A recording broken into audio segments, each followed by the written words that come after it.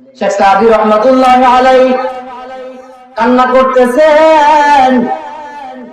কান্না করতে করতে শেখ সাদি এক সময় ঘুমিয়ে গেছে। ঘুমের ঘরে আল্লাহর নবী শেখ সাদির ঘরে চলে আসছে। ঘুমের ভিতরে আল্লাহর নবী শেখ সাদির ঘরে চলে আইসা বলে, ও শেখ সাদি,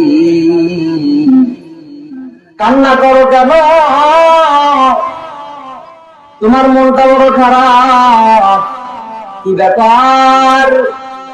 কবিকুল শিরোমণি পারস্যের বিখ্যাত কবি আল্লামা শেখ সাদি রহমাতুল্লাহি আলাইহি একদিন বসে বসে ভাবতেছেন, কিরে জীবনে কি নিজের মনকে নিজে প্রশ্ন করতেছেন, কিরে জীবনে কি এমন কোন কাজ করছি যার কারণে আমার মিজানের পাল্লাটা, যে সামান্য আমল দিয়ে আমি মিজানের পাল্লাটাকে ভারী করে জান্নাতে যেতে পারবো?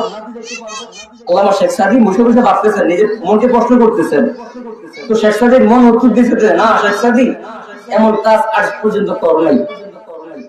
তো শেখ সাদি ভাবতেছেন কি করা যায়, কি করা যায়। তখন শেখ সাদির মন উত্তর দিল, ও শেখ সাদি, একটা কাজ করতে পারো। বলে সেটা কি? বলে যে কুল কায়নাতের নবী বিশ্ব নবী জনাব মুহাম্মদুর রাসূলুল্লাহ সাল্লাল্লাহু আলাইহি ওয়াসাল্লামকে আল্লাহ পাক সমস্ত নবী সমস্ত রাসূল থেকে